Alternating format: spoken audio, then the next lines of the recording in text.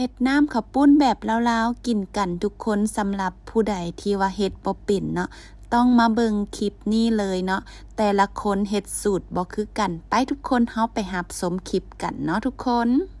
มุ้ยจะเฮ็ดข้าวปุ้นใส่ตีนไก่เนาะทุกคนเป็นคนที่ว่ามักแห่นตีนไก่ขนาดเวลาเฮ็ดข้าวปุ้นเนาะต้องได้ใส่ตีนไก่เนาะมุ้ยก็จะเอาตีนไก่มาซอยเล็บมันออกแล้วก็จะล้างด้วยเกลือเนาะทุกคนมุ้ยก็จะถูตีนไก่ใส่กับเกลือเนาะแล้วก็เอามาล้างน้ำให้สะอาดเลยเด้อทุกคนต้มน้ำให้ร้อนใส่หัวสิงไคลงไปแล้วก็รากผักชีตามด้วยหอมบัวแดงแล้วก็กระเทียมเนาะ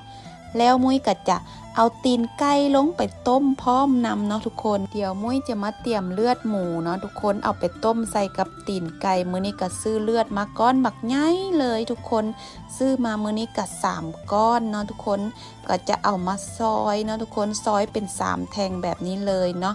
แล้วก็จะเอามาต้มใส่กับตีนไก่เนาะทุกคนเพื่อความไหว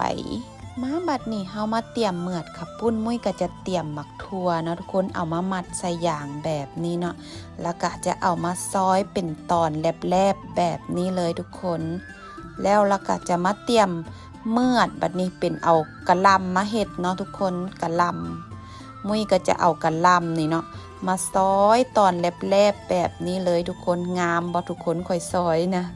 ทุกคนมุ้ยจะกินเส้นข้าวปุ้นแห้งยี่ห้อนี้เด้อทุกคน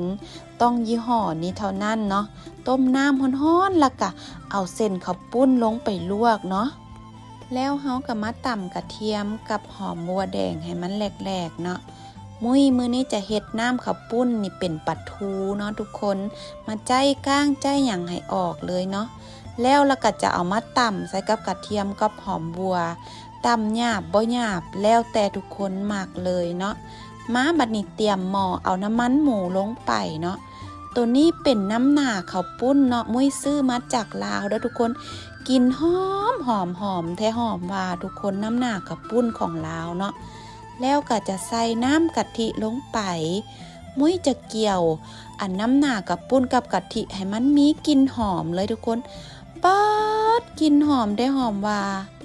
แล้วก็จะตักป่าเนาะลงไปผัดกับน้ำหน่าข้าวปุ้นเนาะทุกคนพัดแบบให้มันมีกลิ่นหอมเลยเนาะทุกคนป๊าดกลิ่นหอมขนาดแล้วก็สิเอาตีนไก่ลงไปเนาะต้มกับน้ำปลาแดกเนาะทุกคนแล้วก็เอาน้ำหน่าข้าวปุ้นเทลงไปทุกคน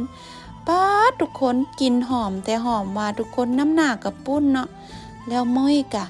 จะเอาเลือดลงไปเนาะป้าทุกคนเป็นตาแซ่บขนาดทุกคนเลือดจุกๆแล้วก็ตีนไก่จุกๆทุกคนบัดนี้ก็จะเอาอันอีหยังเกาะลูกสิ้นป่าลงไปทุกคนป้าข้าวปุ้นเหนียวแท้เหนียวว่าทุกคนไปทุกคนมาจัดใส่จานกันเลยอยากละตอนนี้น้ำลายไหลเนาะทุกคนเครื่องเคียงหรือว่าอีหยังแล้วแต่เฮามักเลยทุกคนโอ้ยเนาะว้าวแล้วก็น้ำลายไหลแล้วทุกคนเอ้ยเป็นจังไดทุกคนสำหรับผู้ใดที่เฮ็ดบ่เป็นเนาะมาเบิ่งคลิปนี้เด้อทุกคนมาเริ่มกินกันเลยทุกคน